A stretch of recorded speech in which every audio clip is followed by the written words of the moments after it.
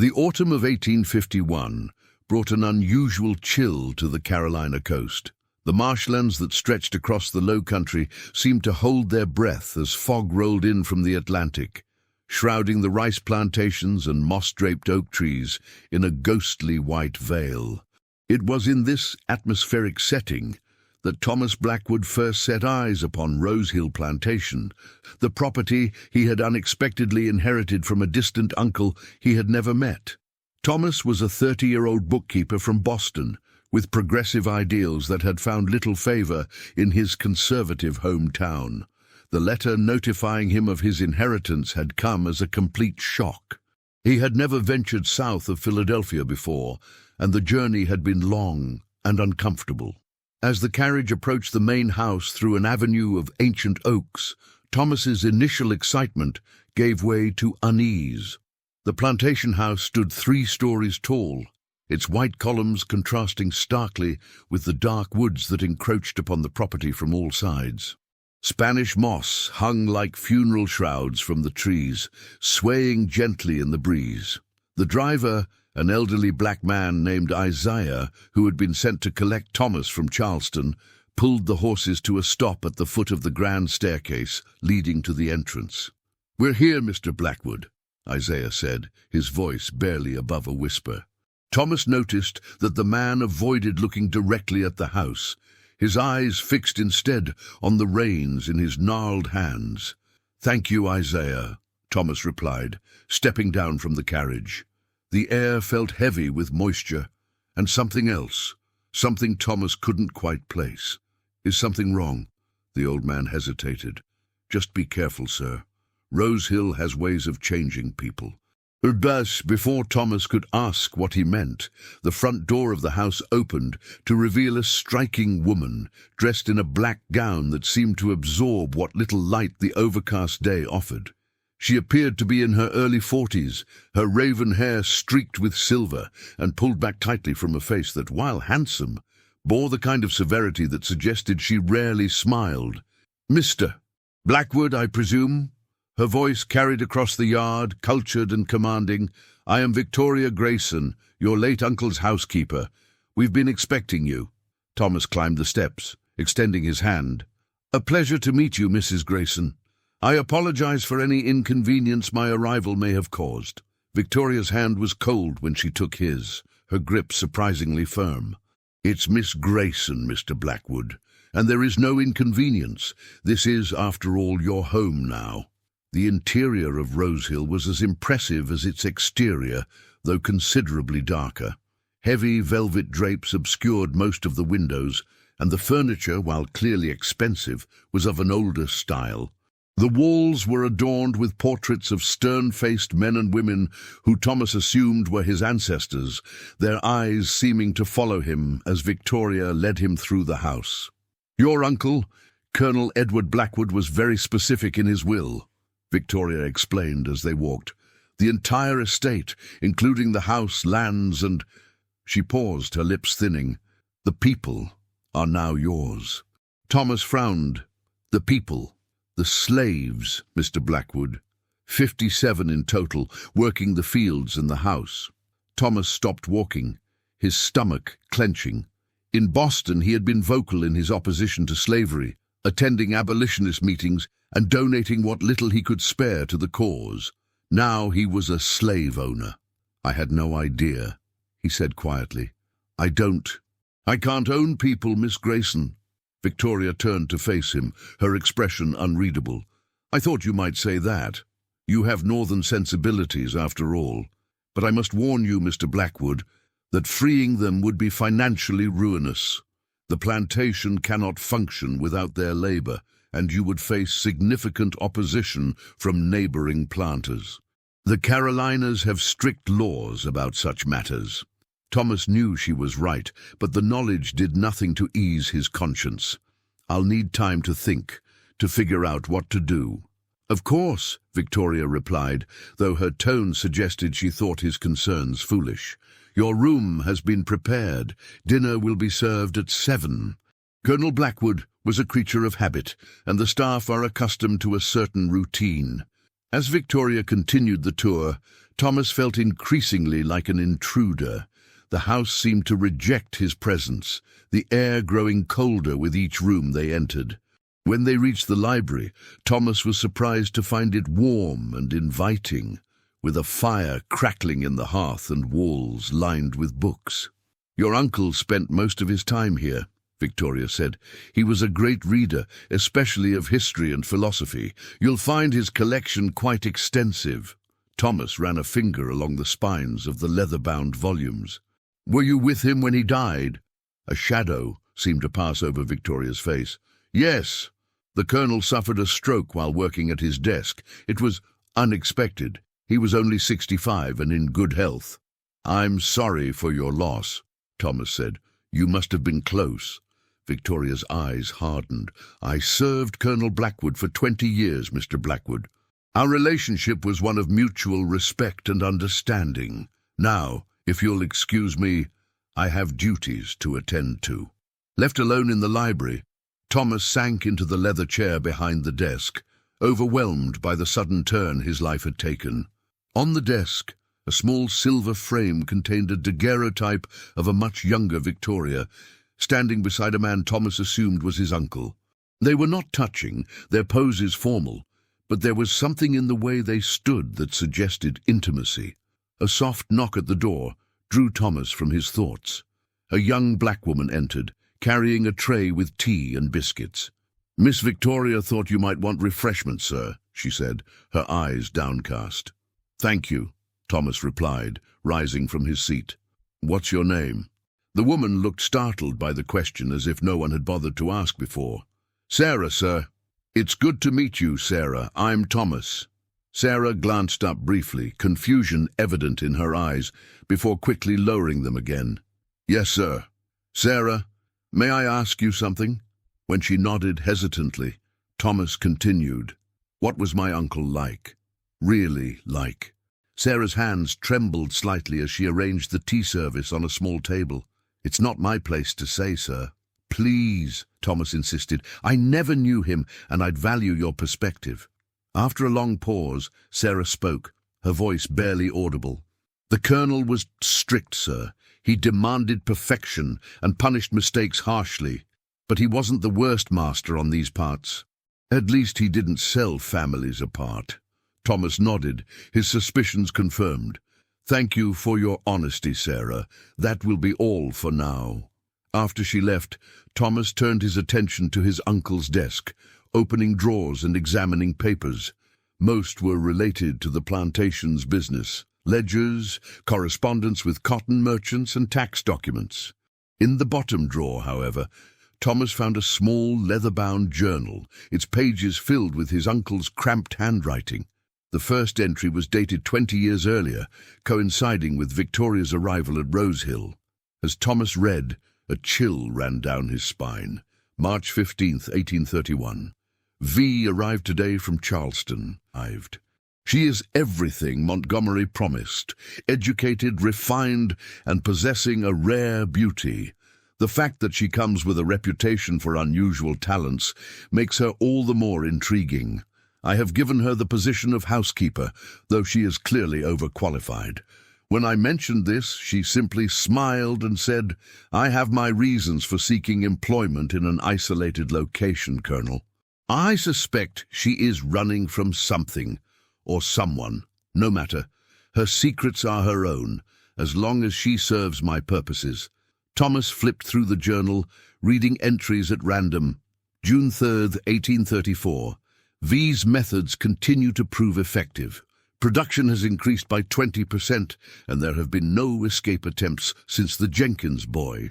The other planters ask how I maintain such discipline without breaking the merchandise. If they only knew." December 25th, 1840. Christmas dinner with the Calhouns was tedious, as expected. Victoria, however, was brilliant, charming even the dour senator with her wit and knowledge of politics.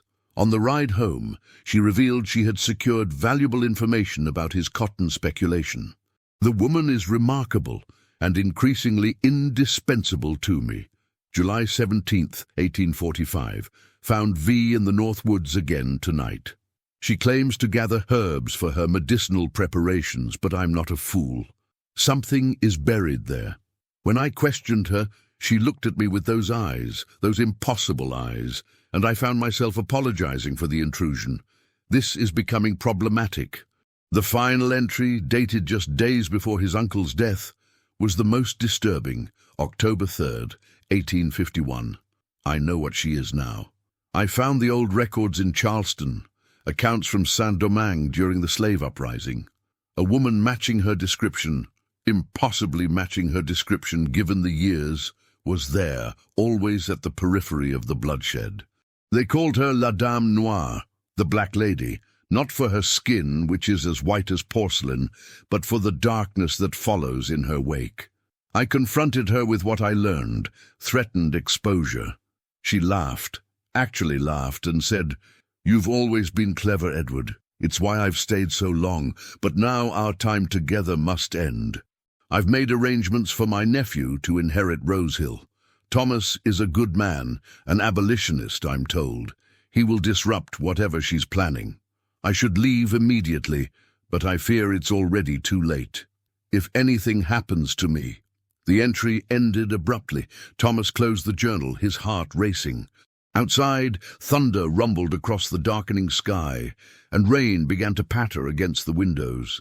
The warm, inviting library suddenly felt oppressive, the shadows in the corners deeper than they should have been. A clock somewhere in the house struck 7, startling Thomas. Dinner would be served and Victoria would be waiting. With trembling hands, he tucked the journal into his coat pocket and rose from the chair. Whatever secrets Rosehill and Victoria Grayson held, he was determined to uncover them. The dining room was illuminated by a dozen candles in silver holders, casting flickering shadows on the dark wood paneling. Victoria sat at one end of the long table, her black dress, making her pale skin, seem to glow in the candlelight. A young male servant stood silently behind her chair, while Sarah positioned herself behind the chair at the opposite end, where Thomas was directed to sit. "I trust you found the library to your liking," Victoria said, as Thomas took his seat. It wasn't a question. "Yes, very much so," Thomas replied, studying her face for any sign that she knew he had read his uncle's journal. "My uncle seems to have been a man of considerable intellect."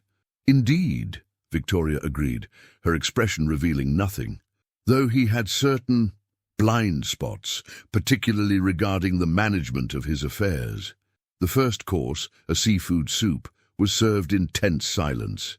Thomas tried several times to engage Victoria in conversation about the plantation, its history, and the people who worked it, but her answers were brief and uninformative. "Tell me, Mr. Blackwood," Victoria said suddenly, fixing him with her penetrating gaze, "what are your plans for Rosehill?"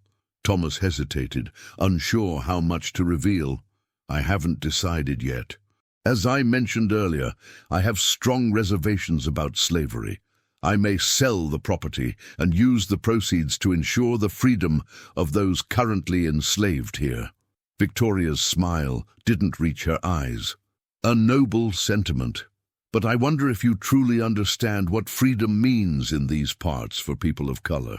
Without protection, without means, freedom can be more dangerous than bondage." "Surely being owned by another human being is the greater evil," Thomas countered, his voice sharper than he intended. "Is it? Ask Isaiah how many times he's been stopped by patrollers when running errands in town. Ask Sarah what happened to her cousin who was freed by a well-meaning master and ended up sold back into slavery when she couldn't pay her debts." Victoria's voice remained calm, almost pleasant, but her eyes had hardened. "The world is not as simple as your Boston abolitionists would have you believe, Mr. Blackwood." Before Thomas could respond, a crash of thunder shook the house, and the candles flickered wildly. For a moment the room was plunged into near darkness. When the light steadied, Thomas could have sworn Victoria's eyes gleamed with an unnatural light. "The storm is worsening," she observed. "It seems you arrived just in time to witness one of our famous Carolina tempests." The rest of the meal passed in uncomfortable silence, broken only by the sound of the rain lashing against the windows and the occasional rumble of thunder. When the final course had been cleared away, Victoria rose from her seat. "You must be tired from your journey, Mr. Blackwood. Sarah will show you to your room." She moved toward the door, then paused. "Oh, and I would advise against wandering the house at night. The floors creak terribly, and you wouldn't want to disturb anyone's rest." The warning was clear, though Thomas wasn't sure what to make of it. "Good night, Miss Grayson." "Good night, Mr. Blackwood. Sleep well." With that, she glided from the room, leaving Thomas alone with Sarah. The young woman led him up the grand staircase to the second floor, where the master suite awaited. The room was spacious but oppressive, dominated by a four-poster bed draped with heavy curtains. A fire had been lit in the fireplace, but it did little to dispel the chill that seemed to permeate the walls. "Will there be anything else, sir?" Sarah asked, lighting the bedside lamp. Thomas hesitated, then decided to trust his instincts. "Sarah, do you know anything about the North Woods? My uncle mentioned them in his papers." Sarah's reaction was immediate and alarming. Her face drained of color, and she took an involuntary step back. "You shouldn't go there, sir, especially not at night." "Why? What's out there?" "Nothing good, sir," Sarah whispered. Folks say that's where Miss Victoria goes to talk to the spirits, where she works her magic." "Magic?" Thomas repeated skeptically. Sarah glanced nervously at the door, as if afraid someone might be listening. "Some call it that. Others say it's something from the old country, from Africa, mixed with something else, something from her people. All I know is that animals die when they wander into those woods, and people who go looking for trouble there don't come back the same, if they come back at all." With that cryptic warning, Sarah hurried from the room, leaving Thomas alone with his thoughts and the howling wind outside. He removed his uncle's journal from his pocket and continued reading by lamplight, searching for clues about Victoria Grayson and the secrets of Rosehill Plantation. As the night deepened, Thomas found his eyelids growing heavy. He placed the journal under his pillow and extinguished the lamp, plunging the room into darkness, broken only by the occasional flash of lightning illuminating the windows. Despite his exhaustion, sleep proved elusive. The house creaked and groaned around him, and several times he was certain he heard footsteps in the corridor outside his door. Just as he was finally drifting off, a particularly loud crack of thunder jolted him awake. In the brief flash of lightning that followed, Thomas saw a figure standing at the foot of his bed, a woman in a dark dress, her face obscured by shadows. He gasped and sat up, fumbling for the matches to relight the lamp. By the time he succeeded, the room was empty. Heart pounding, Thomas got out of bed and checked the door. It was locked just as he had left it. He inspected the room carefully, but found no other entrance, no place where someone could have hidden. Had he dreamed the figure? Perhaps, but the lingering scent of something herbal and unfamiliar in the air suggested otherwise. Returning to bed, Thomas placed the journal on the nightstand, and despite the warmth of the room, pulled the covers tightly around him. Outside, the storm continued to rage, and somewhere in the darkness of Rosehill Plantation, Thomas was certain Victoria Grayson was awake and watching. As he finally drifted off to sleep, Thomas made a resolution. Tomorrow, regardless of the weather or Victoria's warnings, he would explore the North Woods and discover what secret was buried there. What secret had led to his uncle's mysterious death, and perhaps to his own unexpected inheritance. Thomas awoke to sunlight streaming through a gap in the heavy curtains. The storm had passed during the night, leaving behind a crisp, clear morning. For a moment, disoriented in the unfamiliar room, he wondered if the events of the previous day, the arrival at Rosehill, Victoria Grayson's cold welcome, the disturbing journal entries, had been a particularly vivid dream. Then his hand brushed against the leather-bound journal on the nightstand, and reality came rushing back. A soft knock at the door announced Sarah's arrival with a breakfast tray. She entered the room with downcast eyes, setting the tray on a small table near the window. "Good morning, Sarah," Thomas said, rising and pulling on a robe. "Is Miss Grayson about?" "No, sir," Sarah replied, pouring him a cup of coffee. "She left before dawn for Charleston. Business matters," she said. "She won't return until tomorrow." Thomas tried to hide his relief. Victoria's absence would give him the opportunity to explore Rose Hill freely, particularly the North Woods that had featured so prominently in his uncle's journal. "Did you sleep well, sir?" Sarah asked, her voice carefully neutral. "Not particularly," Thomas admitted. "I thought I saw someone in my room during the night, a woman standing at the foot of my bed, but when I lit the lamp there was no one." Sarah's hand trembled slightly as she set down the coffee pot. "The house plays tricks, sir. Old houses always do." "This seemed more than a trick of shadows, Sarah," Thomas pressed. "And there was a smell, something herbal." "Lavender and wormwood," Sarah said quietly, "for protection and warding." Thomas frowned. Protection from what? Sarah finally met his gaze, her dark eyes troubled. From what walks at Rose Hill when decent folk should be sleeping? She hesitated, then added, "You asked about the North Woods yesterday. Why?" "My uncle mentioned them in his journal," Thomas explained. "He seemed concerned about something Victoria was doing there." Sarah glanced nervously at the door before lowering her voice to a whisper. "There's a clearing in those woods, sir, about a half-mile from the main house. People say it's an old burial ground from before the plantation was built. Miss Victoria goes there often, especially during the dark of the moon." "What does she do there?" "I don't know for certain. No one does, except maybe Isaiah. He's been here longer than anyone." Sarah straightened her apron, visibly composing herself. "Will there be anything else, sir?" Thomas shook his head. "No, thank you, Sarah." After she left, Thomas ate quickly and dressed, eager to begin his exploration.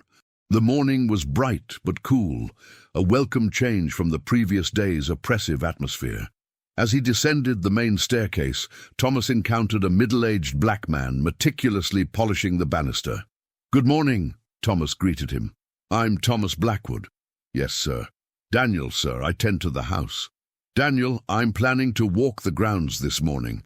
Could you tell me how to find Isaiah? I'd like him to show me around." Daniel's rhythm with the polishing cloth faltered momentarily. "Isaiah should be at the stables, sir, but—" He trailed off, seemingly uncertain whether to continue. "But what?" Thomas prompted. "Nothing, sir. Just Isaiah knows things about Rose Hill that others don't. Been here since before the Colonel bought the place. Some folks don't like what he has to say." Thomas nodded, understanding the implied warning. "Thank you, Daniel. I'll keep that in mind." Outside, the plantation grounds were bustling with activity. Field hands moved between the rows of cotton, their backs bent in labor. Closer to the house, women worked in the kitchen garden, while children carried water and performed lighter tasks. Thomas felt a surge of disgust at the system he had unwittingly become part of, strengthening his resolve to find a way to free the people enslaved at Rose Hill. He found Isaiah at the stables, tending to a chestnut mare. The old man looked up as Thomas approached, recognition and something like resignation crossing his weathered face. "Morning, Mr. Blackwood," Isaiah said, setting down a brush. "Didn't expect to see you so soon." "I was hoping you might show me around the property," Thomas replied. "I'd like to understand Rose Hill better." Isaiah studied him for a moment, as if making a decision. "What part you want to see first?" "The North Woods," Thomas said without hesitation. "I've heard they're interesting." A shadow passed over Isaiah's face. "Who told you that?" "My uncle, in a way," Thomas said, producing the journal. "He wrote about them and about Miss Grayson's activities there. He seemed concerned." Isaiah glanced at the journal, then looked around to ensure they weren't being overheard. "I'll show you, Mr. Blackwood, but not because you asked, because you need to know what you're dealing with here." They set off on foot, Isaiah leading Thomas away from the cultivated fields toward a dense line of trees at the northern edge of the property. As they walked, Thomas tried to engage the old man in conversation. "How long have you been at Rose Hill, Isaiah?" "All my life," Isaiah replied. "Born here in 1781, when this place belonged to the Drayton family. Seen 3 masters come and go." "Including my uncle?" Isaiah nodded. "The colonel bought Rose Hill in 1830, brought Miss Victoria with him about a year later." He hesitated, then added, "Things changed after she came." "In what way?" "Hard to explain, sir. The air got heavier. People started having strange dreams. Animals wouldn't go near certain parts of the property, and the colonel, he changed too. Became obsessed with her knowledge. They had reached the edge of the woods now, a wall of ancient oak trees draped with Spanish moss, creating a boundary between the ordered world of the plantation and something older, wilder." Isaiah stopped, reluctance evident in his posture. "What is it?" Thomas asked. "What are you afraid of?" "Not what, Mr. Blackwood, who?" Isaiah took a deep breath and stepped into the shadow of the trees. "Come on, but stay close, and don't touch anything." The forest closed around them like a living entity, the sunlight filtering through the canopy in dappled patterns. The ground underfoot was soft with decades of fallen leaves and pine needles. Despite the brightness of the day, the woods were unnaturally quiet, no birdsong, no rustling of small animals in the underbrush. They walked in silence for about 20 minutes, following what might have been a game trail but seemed too direct, too purposeful. Finally, the trees thinned and they emerged into a small clearing. Thomas stopped, taking in the scene before him. At the center of the clearing stood a circle of 7 rough stone pillars, each about waist high. The ground within the circle was bare earth, in stark contrast to the surrounding vegetation. Outside the circle, scattered among the trees, were what appeared to be grave markers, simple wooden crosses and stone tablets weathered with age. "What is this place?" Thomas asked, his voice hushed. "The oldest part of Rose Hill," Isaiah replied. "These graves, they're from before, people who were brought here from Africa, who died before they ever worked a day in the fields. The Draytons used this place as a holding pen when ships came in, before selling people downriver. Many didn't survive the journey or the first weeks here." Thomas approached one of the grave markers, a simple stone with no inscription, just a symbol carved into it, a cross with what looked like a snake wound around it. "And these pillars? They don't look like gravestones." "They're not," Isaiah confirmed. "Miss Victoria had them placed here about 15 years ago. That's when the digging started." "Digging?" Isaiah pointed to several shallow depressions in the ground near the stone circle. "She comes here at night, sometimes with the colonel, sometimes alone. They dig, but they don't take anything away. Instead, they bring things, bundles wrapped in cloth, small wooden boxes. They bury them, then perform some kind of ritual in that stone circle." Thomas felt a chill that had nothing to do with the temperature. "What kind of ritual?" "I only saw it once," Isaiah said, his voice dropping to a whisper. "I shouldn't have been here. She forbids anyone from coming to these woods at night. But I was worried about the colonel. He'd been acting strangely, talking about voices in his sleep, about someone called La Dame Noire." The name sent a jolt through Thomas, confirming the connection to his uncle's journal entries. "What did you see?" he pressed. Isaiah's eyes grew distant, as if he were seeing it again. She was standing in the center of the circle, wearing nothing but a white shift, covered in symbols painted in something dark. Blood, I think. The colonel was kneeling before her, naked as the day he was born. She had a knife, and she cut her own wrist, let her blood drip onto his head while she spoke words in a language I've never heard. Not African, not European, something older. The ground moved, Mr. Blackwood, like something underneath was trying to get out. Thomas struggled to reconcile the rational part of his mind, which rejected such supernatural notions, with the undeniable fear in Isaiah's eyes and the disturbing atmosphere of the clearing. "And after this ritual, what happened?"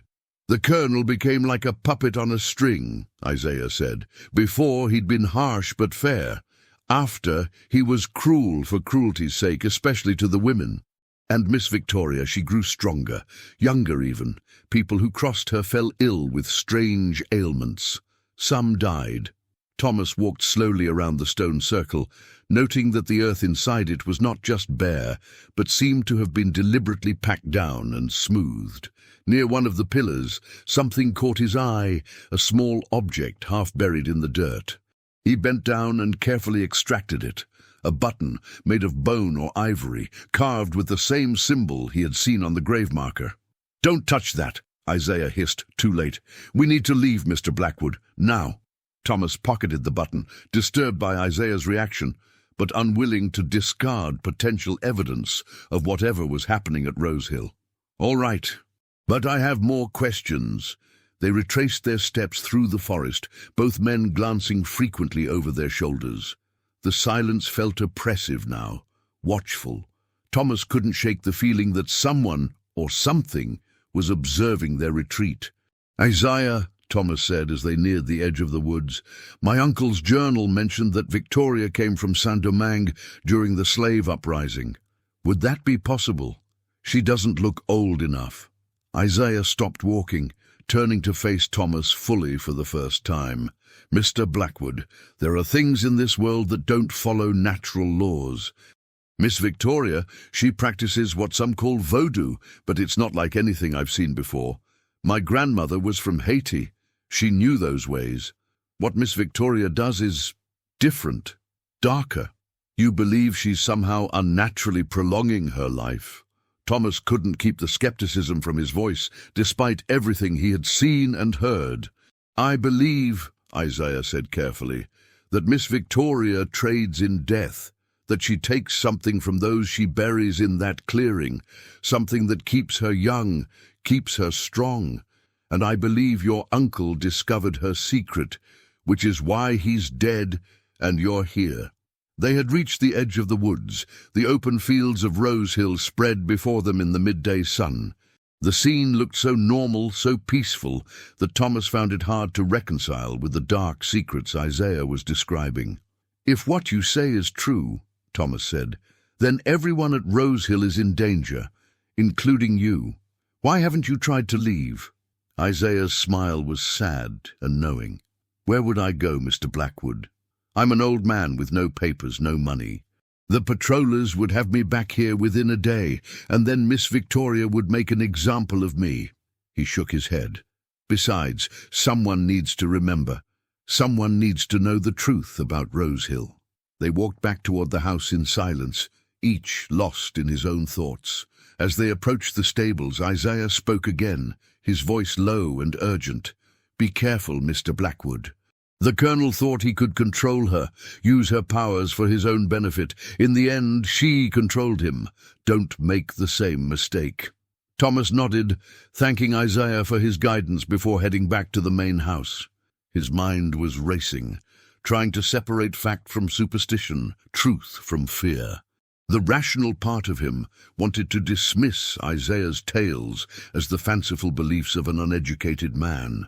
But the journal, the clearing with its stone circle, and the undeniable atmosphere of dread that permeated Rose Hill suggested there was more to Victoria Grayson than met the eye.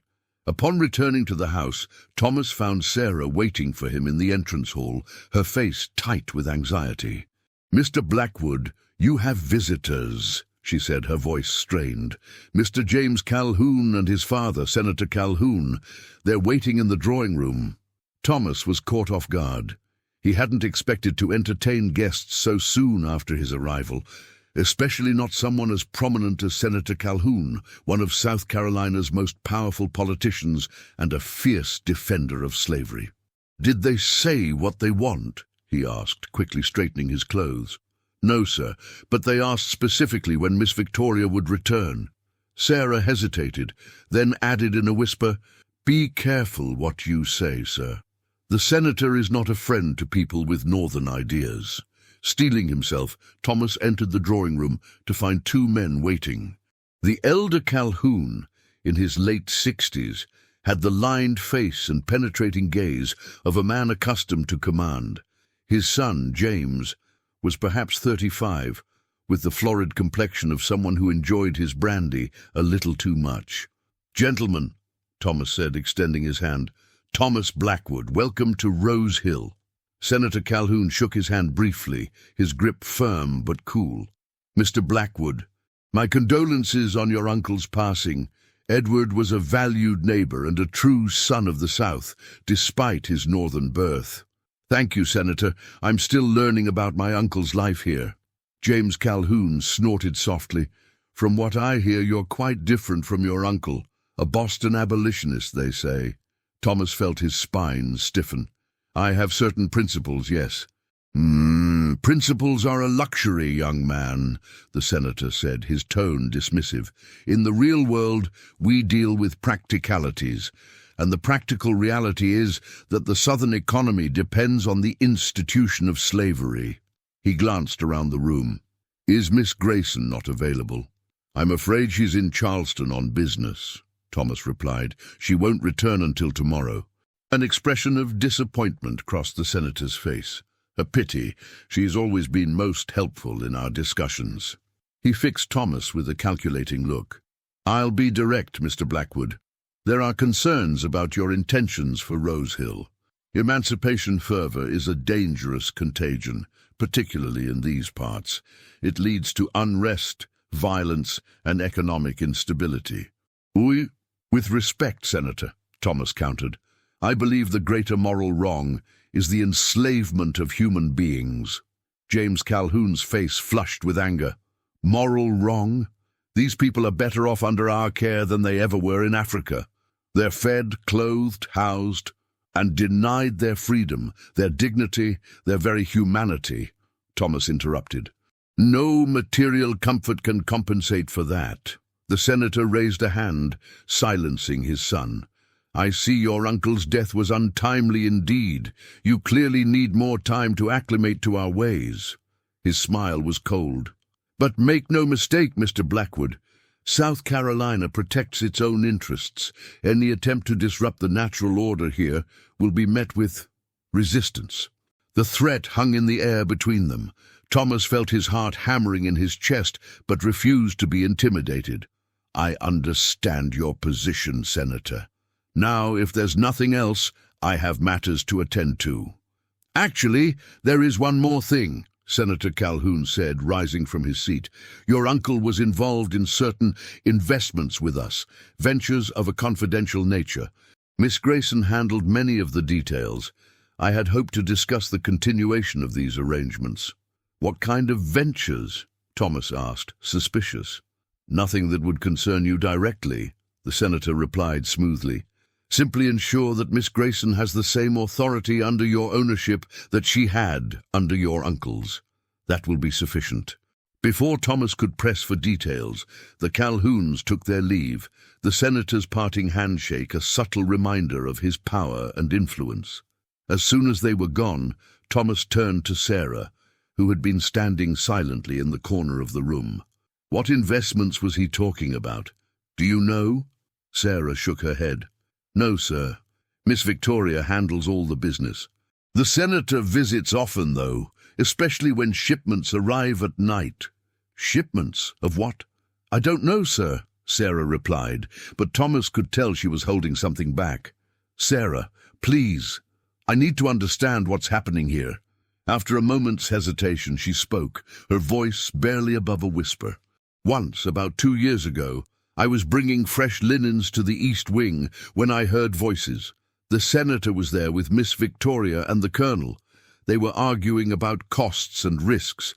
The senator said the Africans are getting harder to obtain since the naval patrols increased. Miss Victoria said they should focus on domestic breeding instead." Thomas felt sick. "They're involved in the slave trade. The international slave trade, which has been illegal for decades." Sarah nodded. "That's what I gathered, sir. But there's more. Later that night I saw them take something from the cellar to the North Woods, a small chest. When they returned, the chest was gone, but Miss Victoria was wearing a new necklace with a strange pendant. The senator looked different, younger somehow. The pieces were beginning to fall into place in Thomas's mind. The secret meetings, the rituals in the woods, Victoria's unnatural influence over powerful men like his uncle and Senator Calhoun. Whatever she was doing, It went beyond mere slavery and into something far darker. "Sarah, is there somewhere in the house where Victoria keeps her private papers? A study or office?" Sarah hesitated, clearly torn between helping Thomas and fear of Victoria's retribution. "There's a small room off the library, sir. She keeps it locked, but Daniel might know where the key is kept."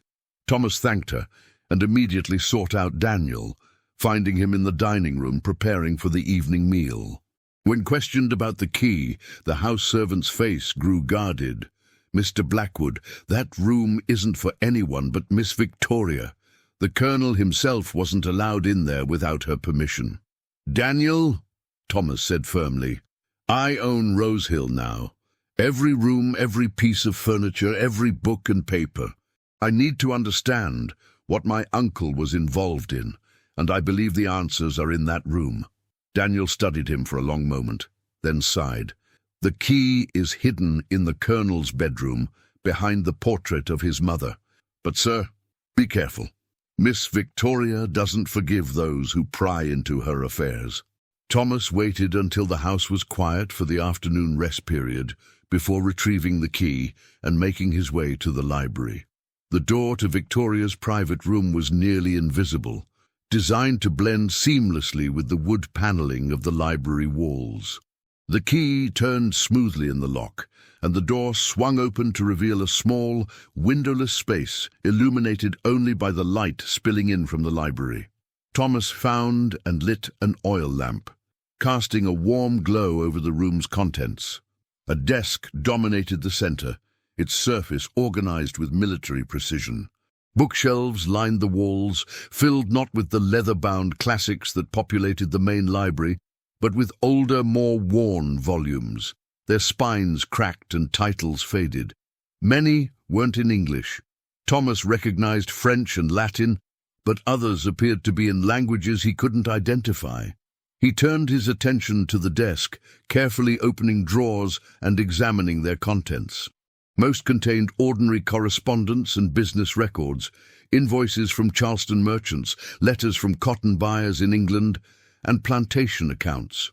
In the bottom drawer, however, Thomas found something more interesting: a leather portfolio containing detailed records of shipments arriving at a small, private dock on the Santee River, about 5 miles from Rosehill. The ledger documented the arrival of ships from the west coast of Africa, listing human cargo by age, sex, and physical condition. The most recent entry was dated just 3 weeks earlier. A shipment of 32 men, women and children brought in on a schooner called the Sea Witch. Next to the entry, a notation read, 14 to Calhoun, 10 to Richmond, 8 for special purpose. Thomas felt his gorge rise. These weren't just records of an illegal slave trading operation. They were evidence of human beings being treated as commodities, with some apparently designated for something Victoria called a special purpose. Given what Isaiah had told him and what he had seen in the North Woods, Thomas feared what that purpose might be. As he continued his search, Thomas discovered a false bottom in the center drawer of the desk. Inside was a small, leather-bound book, much older than his uncle's journal, its pages yellowed with age. The text was handwritten in French, dating from the late 1700s. Though Thomas's French was rudimentary, he could make out that it appeared to be a journal or diary. The first entry was dated 1791 from Saint-Domingue, modern-day Haiti, during the early days of the slave uprising that would eventually lead to Haitian independence. The writer described fleeing from her plantation as slaves revolted, seeking refuge with a woman known locally as La Dame Noire. As Thomas read further, skimming entries and struggling with the archaic French, a disturbing picture emerged. La Dame Noire, the Black Lady, was a white woman who had studied both European occult practices and the Vodou traditions of the enslaved Africans. She had discovered a method of extending her life and preserving her youth through rituals that required human sacrifice, specifically the sacrifice of those who carried old blood.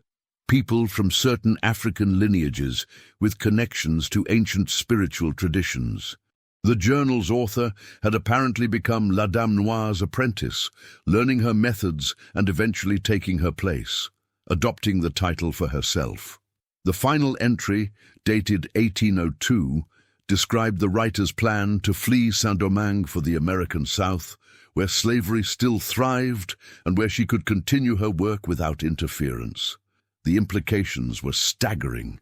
If the journal was to be believed, Victoria Grayson was either this apprentice, making her at least 70 years old, despite her appearance, or another in a line of women who had assumed the identity of La Dame Noire, continuing the same gruesome practices.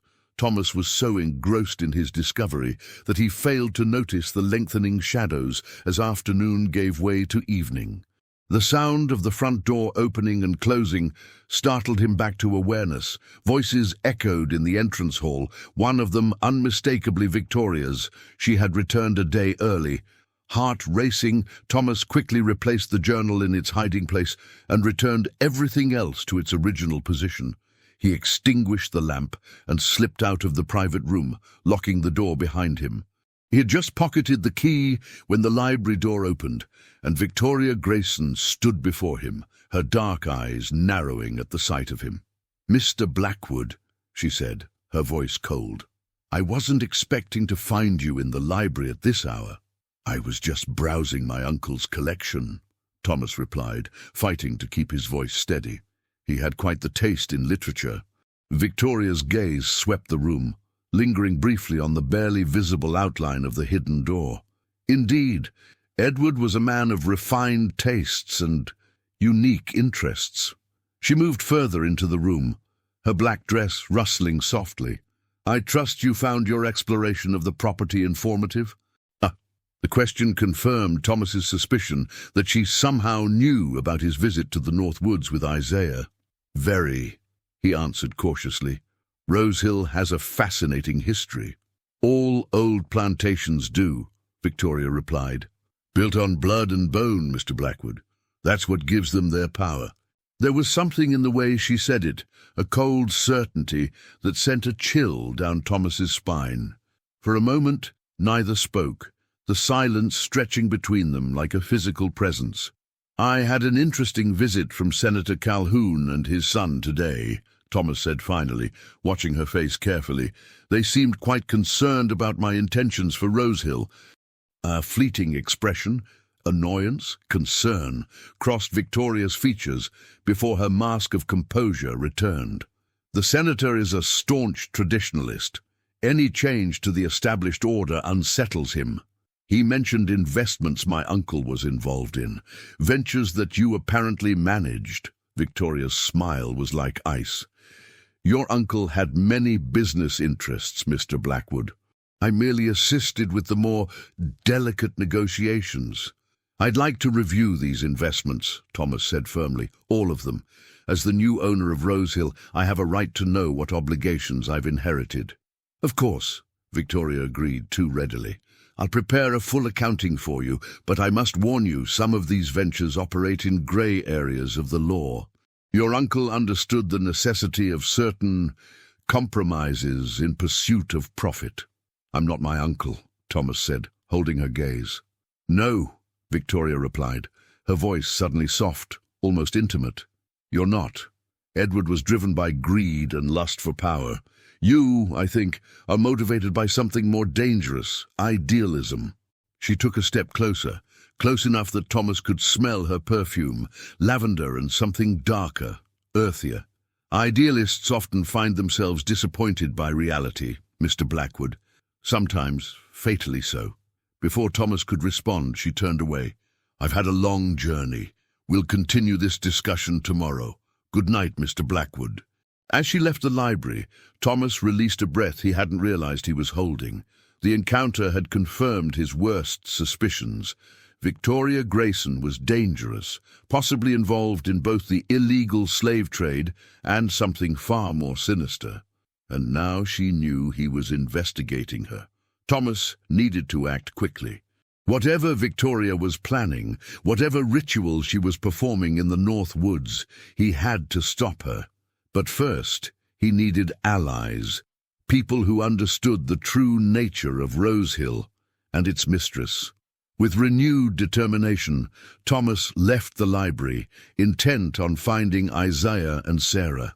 Together, perhaps they could uncover the full extent of Victoria's crimes and put an end to the darkness that had taken root at Rose Hill Plantation. The following day dawned overcast and unusually cold for autumn in the Carolinas. Thomas had spent a restless night, his mind racing with all he had discovered: Victoria's connection to La Dame Noire, the illegal slave-trading operation, and the disturbing rituals in the North Woods. He had risen before sunrise and was surprised to find Isaiah waiting for him on the back portico of the main house. "You shouldn't have gone into her room," the old man said without preamble, his voice low and urgent. "She knows, Mr. Blackwood. I can see it in her eyes." Thomas felt a chill that had nothing to do with the morning air. "How did you know I was there?" "Sarah told me. She saw you leaving." Isaiah glanced nervously over his shoulder.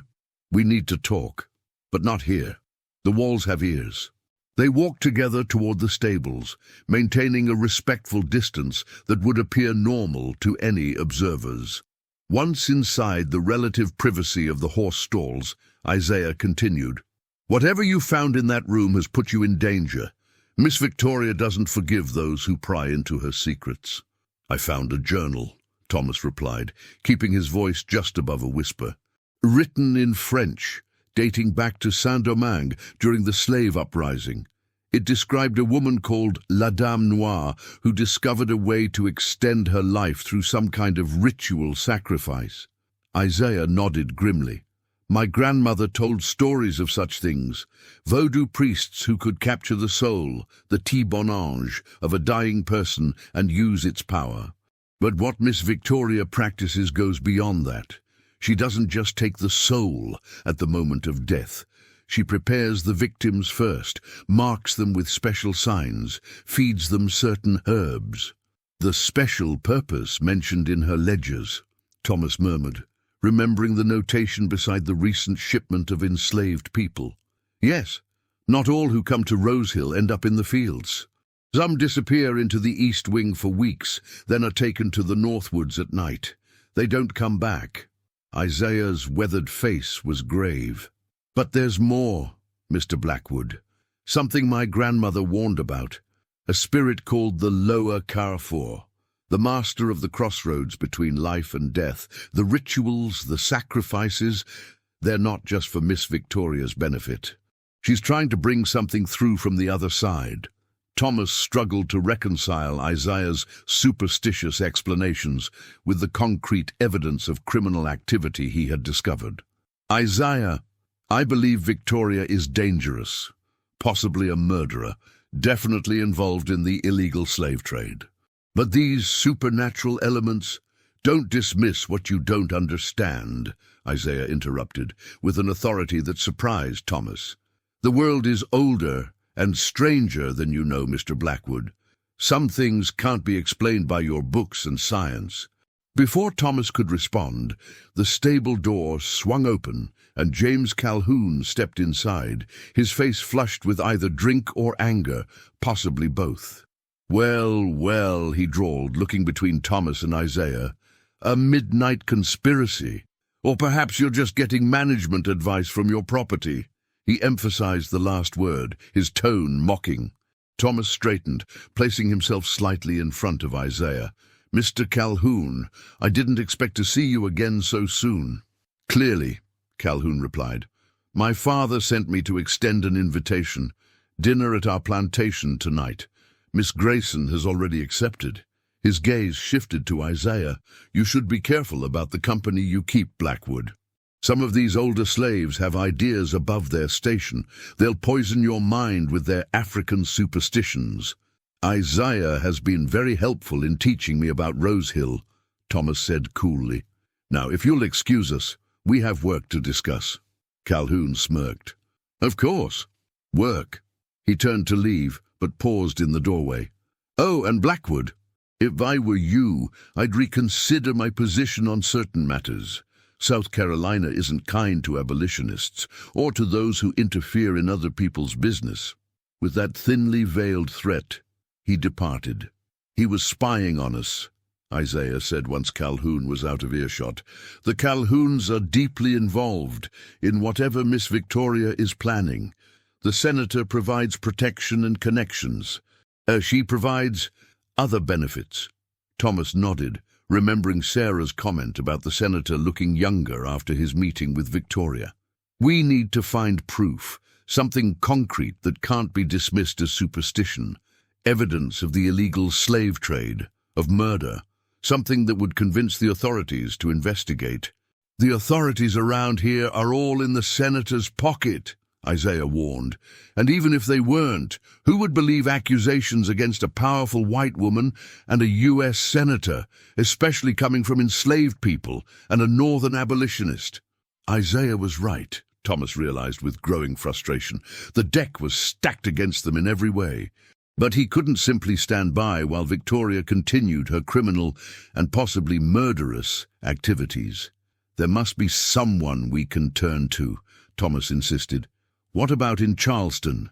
A newspaper editor, perhaps? Or a federal official?" Isaiah considered this. "There's a man, a northerner like yourself, who settled in Charleston a few years back. Joshua Hammond. He's an abolitionist who publishes pamphlets exposing the worst abuses of slavery. He might listen, might help, if we can get word to him." "Can you write?" Thomas asked. Isaiah nodded. "The colonel's first wife taught me in secret. He never knew." "Good. Write a letter to this Hammond. Tell him what's happening here, what we suspect. I'll find a way to get it to Charleston." "And in the meantime," Isaiah asked, "Miss Victoria won't sit idle while we plot against her." "I'll attend the dinner at the Calhouns tonight," Thomas decided. "Keep up appearances. Try to learn more about their connection to Victoria. You and Sarah should search the East Wing. See if you can find any evidence of these special-purpose slaves." Isaiah looked skeptical. "That's dangerous, Mr. Blackwood. If we're caught—" "I know," Thomas acknowledged grimly. "But we're running out of time. I can feel it." He hesitated, then added, "Whatever Victoria is planning, I think it's coming to a head soon. The way she looked at me yesterday, the way she spoke about my uncle. It was almost as if she was measuring me for a coffin." Before leaving the stable, Thomas and Isaiah agreed on a time to meet the following morning to share what they had discovered. As Thomas walked back to the main house, he couldn't shake the feeling of being watched. The Spanish moss hanging from the oak trees seemed to move with more than just the breeze, and even in broad daylight, shadows appeared darker and deeper than they should have been. Inside, Thomas found the house eerily quiet. He made his way to the library, intending to search for more information about Victoria's past, but stopped short in the doorway. Victoria herself was there, standing by the window, a book open in her hands. She wore a deep burgundy dress today, the color of dried blood against her pale skin. "Mr. Blackwood," she said without looking up from her reading, "I was just thinking about you." "Were you?" Thomas replied, fighting to keep his voice neutral. Victoria closed the book and turned to face him, her dark eyes studying him with unsettling intensity. "I've been reflecting on our conversation yesterday. You expressed interest in your uncle's investments." She gestured to the desk where several ledgers lay open. "I've prepared an overview for you." Thomas approached cautiously, examining the ledgers. They showed various legitimate business ventures: cotton exports, land purchases, loans to neighboring plantations, but nothing about the illegal slave trade or the special-purpose transactions he had discovered in her private records. "This seems quite comprehensive," he said, playing along. "My uncle was clearly a shrewd businessman." "He was," Victoria agreed, moving to stand beside him, close enough that her skirts brushed against his leg. "Edward understood that true power comes from controlling what others need, their livelihoods, their vices, their deepest desires." She looked up at Thomas, her expression unreadable. "What do you desire, Mr. Blackwood? What drives a man like you?" The question caught Thomas off guard. "Justice," he answered finally. "Freedom for those unjustly enslaved. A world where people aren't treated as property. Victoria's laugh was soft but devoid of warmth. Noble sentiments, but justice is a luxury afforded to the powerful, not the weak. And freedom, she shook her head. A pretty illusion. We're all slaves to something, Mr. Blackwood, to our bodies, our passions, our fear of death. The only true freedom lies in transcending those limitations. Is that what you're trying to do? Thomas asked, deciding to take a risk. Transcend limitations. Is that what happens in the North Woods? Victoria's face hardened, the mask of civility slipping for just a moment. You've been busy in your short time at Rosehill, exploring, questioning, following in your uncle's footsteps. Her voice dropped to a near whisper. That path didn't end well for him, you know. Are you threatening me, Miss Grayson? Not at all, she replied, her composure returning. Merely offering a friendly warning. Rosehill has its own rules, its own ecology. Those who disturb it often find themselves consumed by it. She stepped back, smoothing her skirts. The carriage will be ready at 6 for our dinner engagement with the Calhouns. I suggest you rest beforehand. You look tired, Mr. Blackwood, as if you haven't been sleeping well. With that, she glided from the room, leaving Thomas alone with the sanitized ledgers and the lingering scent of her perfume, lavender and something else, something that reminded him of freshly turned earth and decay. The afternoon passed with excruciating slowness. Thomas remained in the library, methodically searching through his uncle's books and papers for any additional information about Victoria or her practices. He found little beyond what he already knew, though one thing did catch his attention, a small leather-bound volume on Caribbean folk practices that included a chapter on protection against malevolent spirits. According to the text, certain herbs and symbols could ward off evil influences, particularly those associated with death magic. Thomas was still reading when Sarah entered the library to inform him that the carriage was ready. She looked nervous, her eyes darting around the room as if expecting to find someone listening. Isaiah told me about your plan, she whispered. We'll search the East Wing tonight while you're at dinner. Be careful, Thomas cautioned. If Victoria suspects anything, we know the risks, Sarah interrupted with a quiet dignity that impressed Thomas. Some things are worth dying for, Mr. Blackwood. Freedom is one of them. Thomas felt ashamed of his earlier doubts. Here was Sarah, risking far more than he was, showing more courage than he had any right to expect. You're right. Thank you, Sarah, for everything. The carriage ride to the Calhoun plantation was tense and largely silent. Victoria sat opposite Thomas, her face partially hidden by shadows as evening fell. Occasionally, when the carriage passed through patches of moonlight, Thomas caught her watching him with an expression that made his skin crawl, calculating, predatory, almost hungry. The Calhoun estate, Magnolia Hill, was even larger and more opulent than Rosehill. As they approached, Thomas could see dozens of windows blazing with light, illuminating the grand white columns of the main house. A black footman in livery opened the carriage door and escorted them up the sweeping staircase to the entrance, where Senator Calhoun awaited. Miss Grayson, the senator greeted Victoria, taking her gloved hand and bowing over it with elaborate courtesy. A vision, as always. He turned to Thomas with considerably less warmth. Mr. Blackwood, welcome to Magnolia Hill. Mwah. Inside, the house was a monument to southern wealth and power. Crystal chandeliers hung from high ceilings, their light reflecting off gilt-framed mirrors and polished silver. Well-dressed men and women moved through the rooms, glasses of wine and whiskey in hand, their laughter echoing against marble floors. Thomas realized that what he had thought would be an intimate dinner was actually a larger gathering, perhaps 20 guests in all. Senator Calhoun led them into a lavish drawing room, where James Calhoun stood with a group of younger men, all of whom fell silent as Victoria entered. Thomas noticed how their eyes followed her, a mixture of attraction and what looked almost like fear in their expressions. "Gentlemen," the senator announced, "may I present Miss Victoria Grayson and Mr. Thomas Blackwood, the new master of Rose Hill Plantation.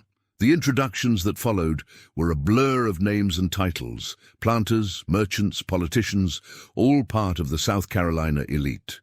Thomas noted that he was the only northerner present, a fact that several of the guests remarked upon with thinly veiled disdain.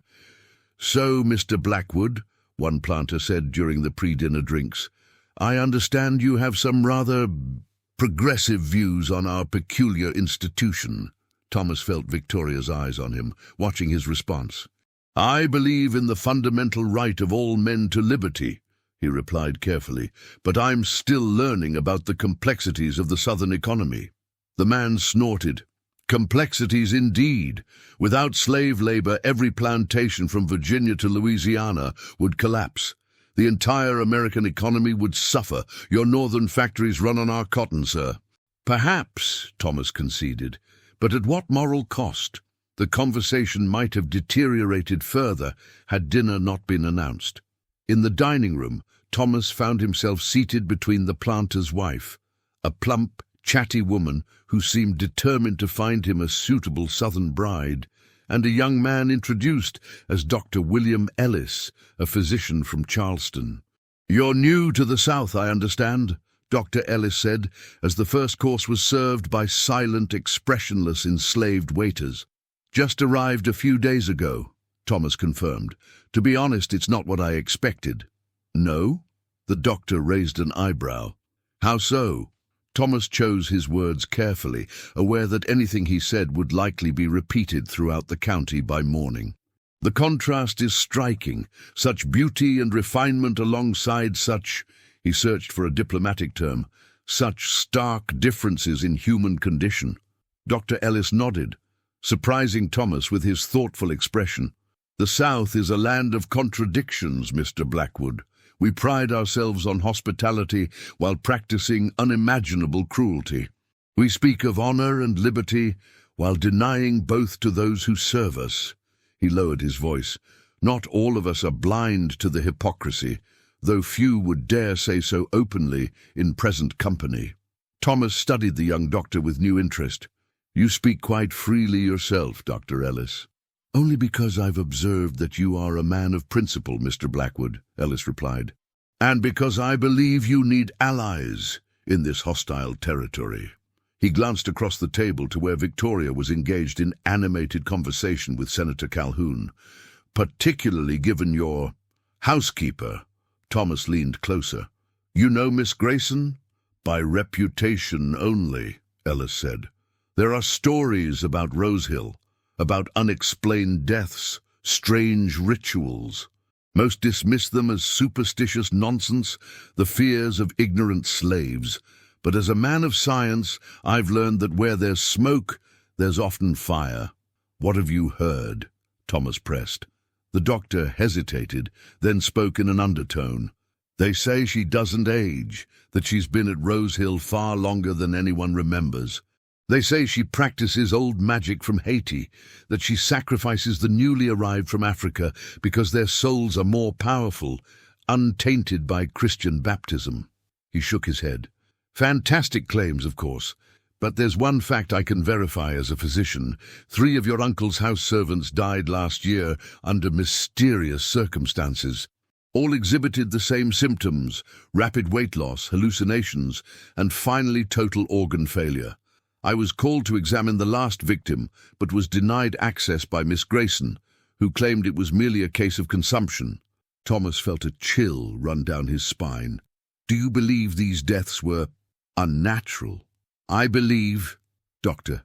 Ellis said carefully, "that there are scientific explanations for many seemingly supernatural phenomena. Poisons that mimic disease, for instance, plant extracts that can induce hallucinatory states or gradual organ failure." He met Thomas's gaze directly.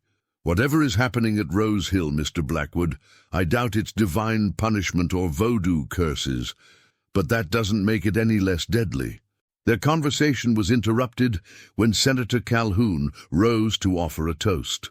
"To our distinguished guests," he proclaimed, raising his glass, "and to new beginnings at Rose Hill Plantation." The other guests echoed the toast, but Thomas noticed a significant glance pass between the senator and Victoria, a silent communication that suggested the new beginnings had nothing to do with Thomas's inheritance.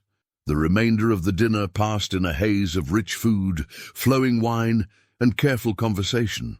Thomas maintained his guard, revealing little about his plans for Rosehill, while gathering what information he could about the other guests and their connections to Victoria and the Calhouns. Dr. Ellis proved to be a valuable source, discreetly pointing out which planters were rumored to be involved in illegal activities and which local officials were in the senator's pocket. After dinner, the men retired to the senator's study for brandy and cigars, while the women withdrew to the drawing room. Thomas found himself cornered by James Calhoun and two other young planters, their faces flushed with alcohol and barely concealed hostility. "You know, Blackwood," James slurred, "we've got ways of dealing with abolitionists down here, ways that don't involve the law." "Is that a threat, Mr. Calhoun?" Thomas asked, maintaining his composure. "Consider it friendly advice," one of the other men interjected. "This isn't Boston. Your kind aren't welcome here." "My kind?" Thomas echoed, feigning ignorance.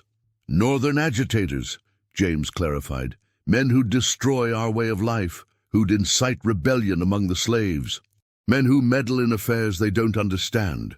I'm simply trying to manage the property I've inherited," Thomas replied mildly, "including understanding all aspects of my uncle's business." James's eyes narrowed. "Some aspects of business are best left unexamined, Blackwood, for everyone's sake." The thinly veiled warning hung in the air between them.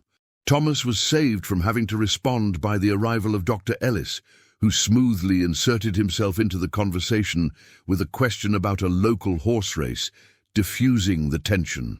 As the evening wore on, Thomas observed Victoria moving among the guests like a queen holding court. Men and women alike seemed drawn to her, competing for her attention, hanging on her words. Even Senator Calhoun, powerful as he was, appeared somewhat in her thrall, fetching her drinks and introducing her to new arrivals with obvious pride. It was nearly midnight when Victoria finally indicated she was ready to depart. As they rode back to Rosehill in the carriage, Thomas felt a growing sense of dread. He couldn't stop thinking about what might have happened during his absence, whether Sarah and Isaiah had found anything in the East Wing, whether they had been caught. "You were quite the topic of conversation tonight," Victoria remarked as the carriage rolled through the darkness. "The mysterious northerner with dangerous ideas." "I could say the same about you," Thomas countered. "Everyone seems fascinated by you." Victoria's smile gleamed in the moonlight, filtering through the carriage window. "People are drawn to what they don't understand, Mr. Blackwood, to what they fear but secretly desire." She leaned forward slightly. "What do you fear, I wonder? Death? Failure? Or perhaps the possibility that everything you believe about the world is wrong?" "I fear injustice," Thomas answered honestly.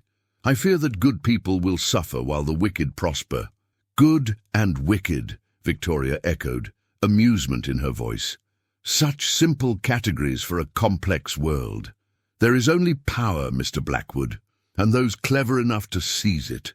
She settled back in her seat, her face once again in shadow. "We're more alike than you realize, you and I. Both outsiders in this place, both seeking to change the natural order. I doubt we have much in common, Miss Grayson." "No." Victoria's voice was soft. "We both understand that Rosehill is more than just a plantation. It's a nexus, a place of power. Your uncle recognized that eventually. He fought against it at first, just as you're doing now. But in the end, he embraced his role." "What role was that?" Thomas asked, unable to hide his curiosity. "Caretaker," Victoria replied. "Keeper of ancient secrets, partner in a greater purpose." "And what purpose would that be?" Victoria fell silent, gazing out the window at the moonlit landscape. "Some things must be experienced to be understood, Mr. Blackwood. Words are insufficient." She turned back to him, her eyes reflecting the moonlight in a way that made them appear to glow. Perhaps it's time you were properly initiated into Rosehill's mysteries. Tomorrow night, the new moon. Thomas felt a chill that had nothing to do with the night air. What happens tomorrow night? A ceremony, a transformation, the culmination of 20 years of preparation. Victoria's voice had taken on a dreamlike quality. The senator will be there, and you, as Rosehill's master, should witness it as well. What kind of ceremony? Thomas pressed. Victoria's smile was enigmatic. One that will change everything. The beginning of a new era for those of us who understand the true nature of power. She reached across the carriage to place her cold hand on his. Don't look so troubled, Mr. Blackwood. By this time tomorrow, your concerns about slavery and justice will seem quaint, childish even. You'll see the world as it truly is, not a moral battleground, but a feast for those with the courage to take their place at the table. The carriage arrived at Rosehill before Thomas could respond. As they ascended the steps to the main house, he noticed that several windows on the third floor, the east wing, were illuminated, though it was well past midnight. Victoria noticed his gaze and smiled. Preparations for tomorrow, she explained. There is much to be done before the ceremony. Inside, the house was unnaturally quiet. No servants appeared to greet them, no lamps had been left burning in the entrance hall. Victoria seemed unconcerned, producing a small silver key from her reticule and unlocking a side door that Thomas had never noticed before. "Good night, Mr. Blackwood," she said, pausing in the doorway. "Rest well. Tomorrow will be transformative."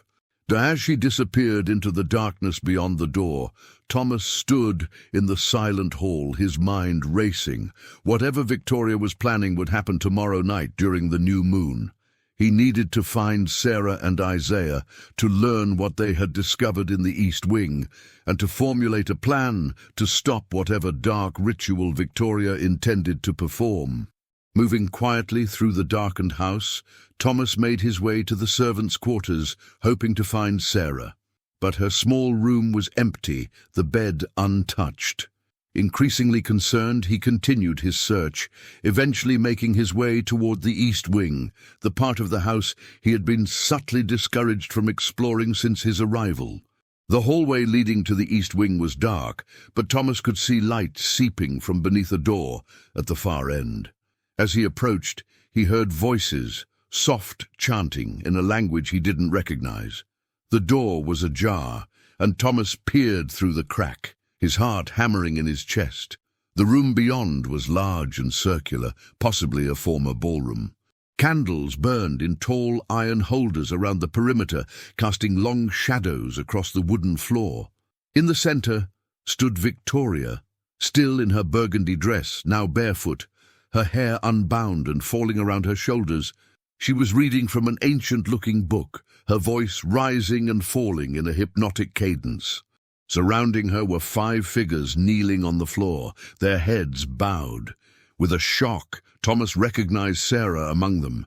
The others were enslaved people he had seen working in the fields and house, all young, all appearing dazed or drugged, their eyes unfocused.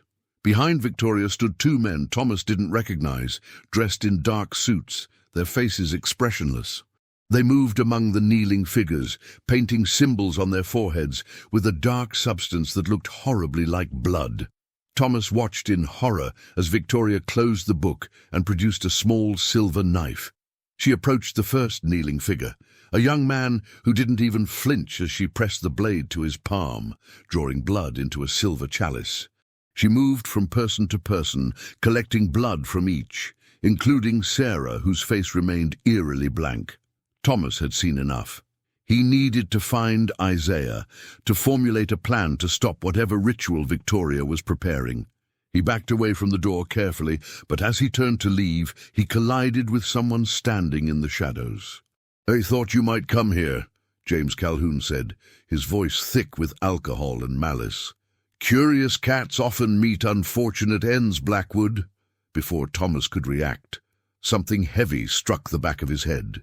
Pain exploded across his skull, and the world tilted sickeningly before darkness claimed him. When Thomas regained consciousness, he was lying on a cold stone floor. His head throbbed mercilessly, and his wrists and ankles were bound with rope. As his vision cleared, he realized he was in a cellar, Rose Hill's wine cellar, judging by the racks of bottles lining the walls. A single lantern provided meager illumination. "He's awake," a familiar voice said. Thomas turned his head to see Isaiah sitting against the wall nearby, his face bruised, one eye swollen shut. "Isaiah," Thomas croaked, his throat painfully dry. "What happened? Where's Sarah?" "They took her," Isaiah replied grimly. "For the ritual. They caught us searching the East Wing, found the letter I wrote to Hammond. James Calhoun was waiting for us, like they knew what we were planning." "How long have I been unconscious?" "Hours. It's nearly sunset. The ritual begins at midnight." Isaiah shifted, wincing with pain. "They're bringing something through, Mr. Blackwood. Something that should stay on the other side." Thomas struggled against his bonds, but they were expertly tied. "We have to stop them. Sarah's beyond our help now," Isaiah said, his voice breaking. "They've been preparing her for weeks, slipping something into her food. The same with the others. They're empty vessels now, waiting to be filled." "Filled with what?" Thomas demanded. "Spirits, ancient ones. The lower they worship need human hosts to manifest in this world." Isaiah closed his good eye briefly. "Miss Victoria has been planning this for years. Your uncle discovered the truth too late, just as we have." Thomas refused to accept defeat. "There must be something we can do, someone who can help us." "There's no one," Isaiah said bitterly. "The Calhouns control everything in these parts. And even if we could escape, the ritual site is guarded." "The North Woods," Thomas guessed. "The stone circle," Isaiah nodded. "The veil between worlds is thinnest there. That's why they buried their sacrifices in that ground, to weaken the barrier, to prepare the way." A new voice joined their conversation, smooth, cultured, and chillingly familiar. "Very good, Isaiah. I always said you were too clever for your own good." Victoria Grayson descended the cellar stairs, now dressed in a white gown, embroidered with symbols that made Thomas's eyes hurt to look at directly. Her dark hair was elaborately braided with what appeared to be small bones woven into the plaits. "Miss Victoria," Isaiah acknowledged, his voice flat. "Come to finish what you started?" In a manner of speaking, she approached them, moving with unnatural grace. "I wanted you both to understand before the end. It seems only fair, given how hard you've worked to uncover my secrets." "Why are you doing this?" Thomas asked, struggling to sit up. "What could possibly be worth the lives you've taken?" Victoria's smile was radiant and terrible. "Immortality, Mr. Blackwood.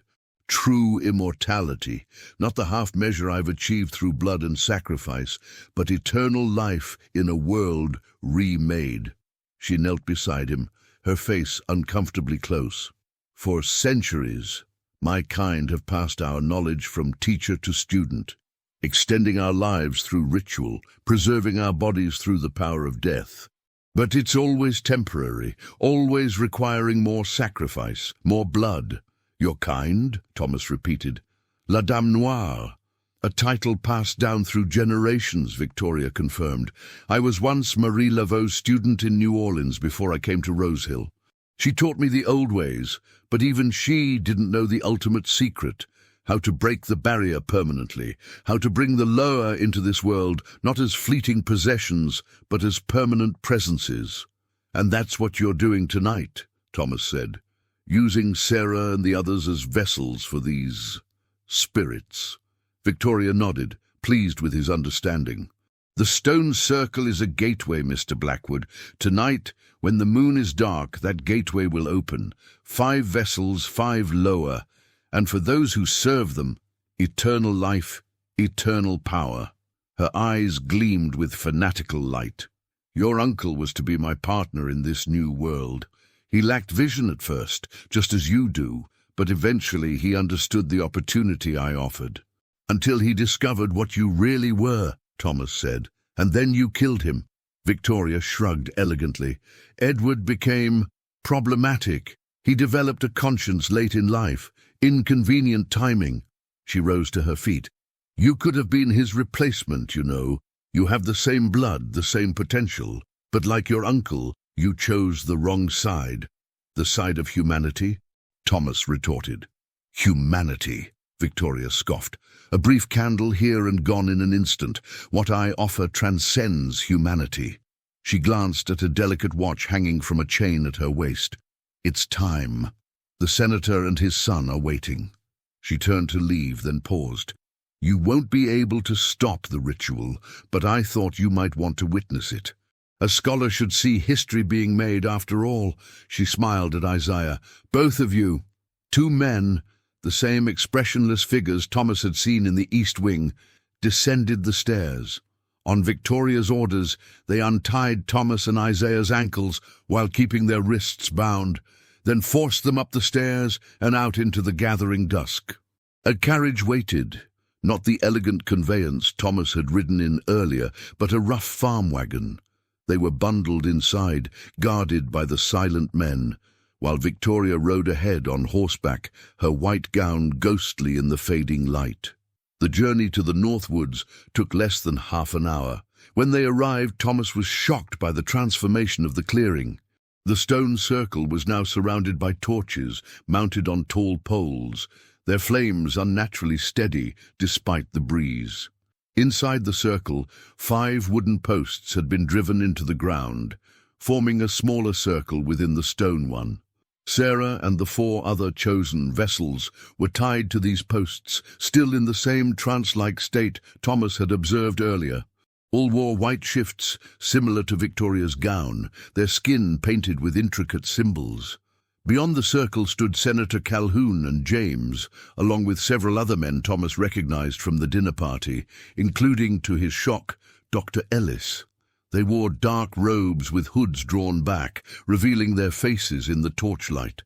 As Thomas and Isaiah were forced to kneel at the edge of the clearing, Victoria approached the stone circle, raising her arms in a dramatic gesture. The gathered men fell silent, watching with expressions ranging from nervousness to fervent anticipation. "Brothers," Victoria called, her voice carrying unnaturally in the still night air. "Tonight, we complete the work begun generations ago. Tonight, the barrier falls, and our lords cross over to claim what is rightfully theirs." She began to chant in that same unknown language Thomas had heard in the East Wing, her voice rising and falling hypnotically. The men joined in, creating a discordant chorus that made Thomas's skin crawl. As the chanting continued, Victoria moved to the center of the stone circle, producing a curved knife that gleamed wickedly in the torchlight. "We have to stop this," Thomas whispered desperately to Isaiah. The old man shook his head. "It's too late. Once the ritual begins, it can't be stopped without great power we don't have." But even as Isaiah spoke, Thomas noticed something strange. The breeze, which had been gentle and intermittent, was strengthening, becoming a wind that whipped through the trees surrounding the clearing.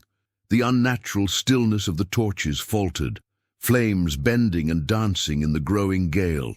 Victoria paused in her chanting, looking up at the sky with a frown.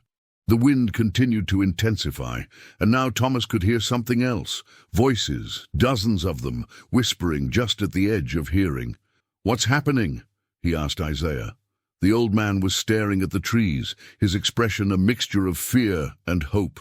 "The ancestors," he whispered. "They're coming." Before Thomas could ask what he meant, a sound like thunder rolled across the clearing, though the sky remained clear and star-filled. The torches flickered wildly, and the whispers grew louder, more insistent.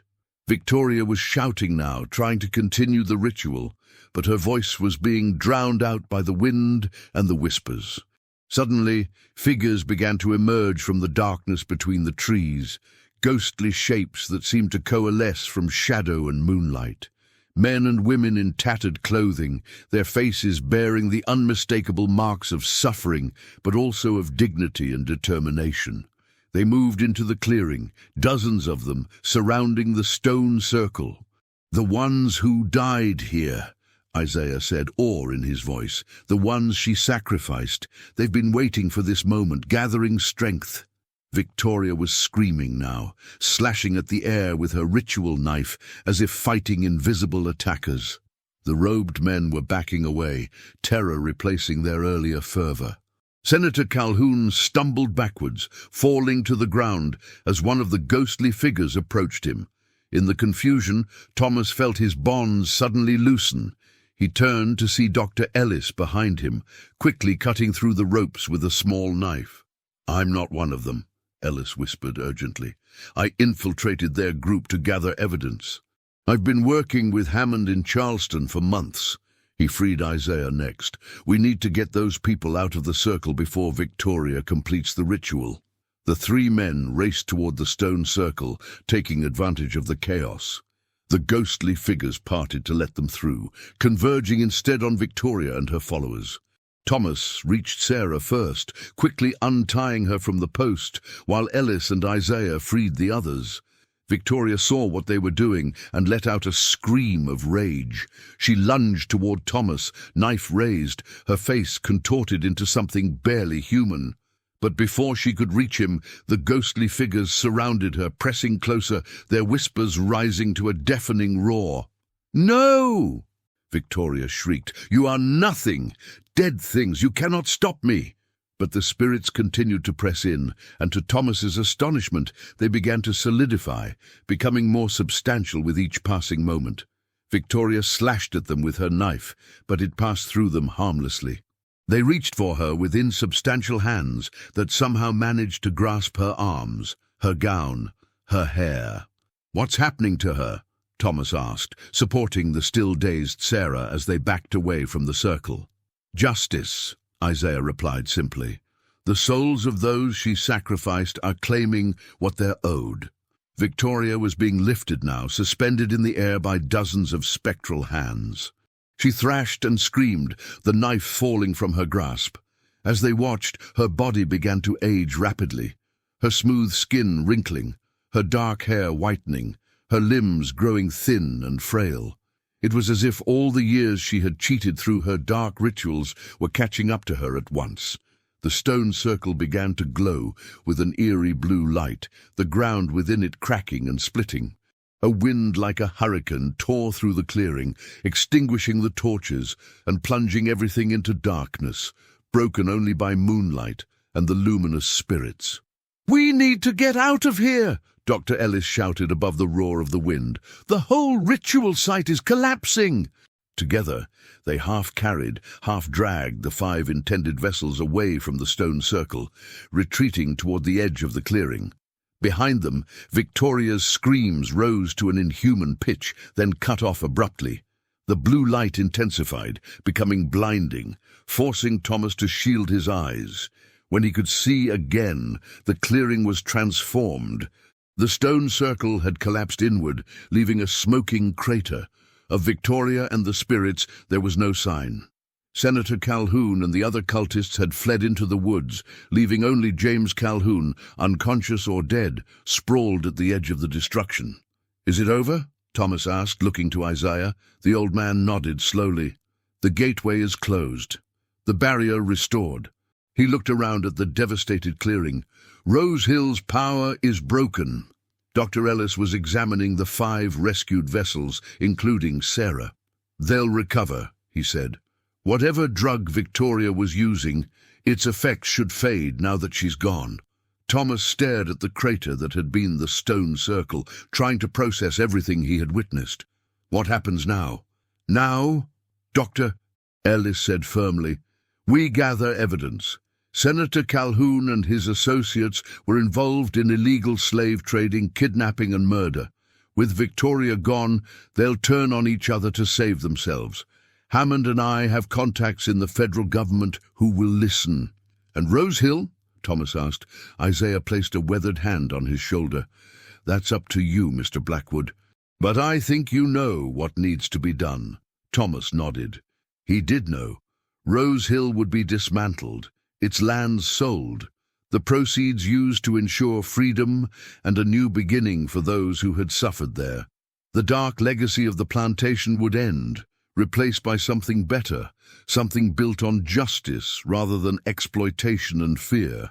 As they made their way back through the woods, carrying the still recovering vessels between them, Thomas glanced back one last time at the clearing. For a moment, he thought he saw a single figure standing at the edge of the crater. A woman in white, not Victoria, but someone older, wiser, with eyes that had seen centuries pass. She nodded once, as if in approval, before fading into the darkness. Rose Hill's secrets were buried at last, and a new day was dawning for all who had lived under its shadow. 1 year had passed since the night in the North Woods, a year of profound transformation for Rose Hill and all connected to it.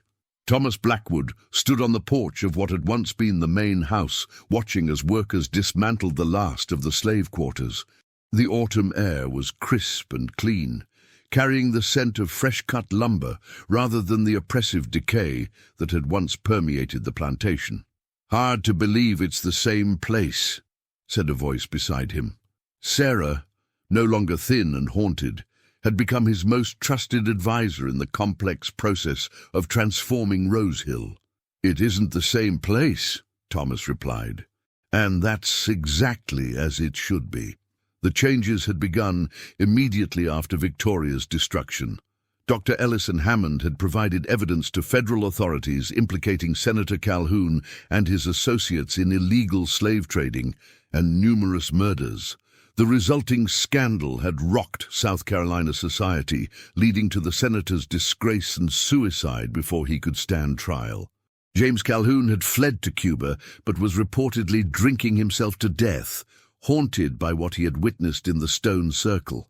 As for Rose Hill itself, Thomas had implemented his plan with determination. He had formally freed everyone enslaved on the plantation, offering fair wages to those who wished to stay and help with its transformation. Many had accepted, including Isaiah and Sarah, while others had chosen to seek new lives elsewhere, with Thomas's financial support. The plantation house had been converted into a school where both black and white children learned together, a radical concept in 1850s South Carolina, one that had provoked threats and harassment from neighboring planters. But Thomas had powerful allies now, including progressive politicians in Washington who saw Rose Hill as a test case for what might someday be possible throughout the South. "The last of the cotton fields will be replanted next week," Sarah reported. "Half with food crops, half with the fruit trees you ordered from Pennsylvania." Thomas nodded. "And the land parcels for the freed families?" "The surveyor finished yesterday. 20 acres for each family, as promised. The deeds will be ready for signing on Monday." The most revolutionary aspect of Thomas's plan had been the division of Rose Hill's land among the formerly enslaved families who had worked it. Each family would own their plot outright, creating a community of independent black farmers, something unheard of in pre-Civil War South Carolina. Isaiah approached, leaning more heavily on his cane these days, but with the same clear intelligence in his eyes. "Letter came for you," he said, handing Thomas an envelope. "From Boston." Thomas opened it, scanning the contents with growing satisfaction. "Good news," he announced. "The court has ruled in our favor. My uncle's estate can legally be used to establish the Freedom Fund." This had been another battle, a legal one fought in northern courts, where Thomas had argued that his inheritance should be used to purchase and free enslaved people throughout the South. Conservative relatives had contested the will, but with the support of abolitionist lawyers, Thomas had prevailed. "How many will it help?" Sarah asked. "Hundreds initially," Thomas replied. "More as the fund grows, and each person freed will receive education and resources to start a new life." The three stood in companionable silence, watching as the sun began to set over the transformed landscape of Rose Hill. Where there had once been endless rows of cotton worked by enslaved hands, there now grew a variety of crops, tended by free men and women earning fair wages. Where there had been despair and fear, there was now cautious hope. "There will be resistance," Isaiah warned, not for the first time. "What we're doing here challenges everything they believe in." "Let them resist," Thomas said firmly. "The world is changing, whether they accept it or not. And places like Rose Hill, the new Rose Hill, will help show the way forward." As darkness fell, lamps were lit in the houses of the new community, taking shape on Rose Hill's lands. In the distance, the North Wood stood quiet and empty, the crater where the stone circle had once stood, now filled in and planted with young oak trees, a living memorial to those who had suffered and died there. Victoria Grayson's reign of terror was over, her dark magic broken. But the true magic, Thomas reflected, was in what had risen from Rose Hill's ashes, a community built on freedom, dignity, and the revolutionary idea that justice was not merely an abstract principle, but a reality that could be built with determination and courage. As stars appeared in the clear Carolina sky, Thomas Blackwood made a silent promise to all those who had been sacrificed to Rose Hill's dark past. Their suffering would not be forgotten, and their legacy would be not vengeance, but transformation. A new world, rising from the ruins of the old, where liberty was not just a word, but a lived reality for all.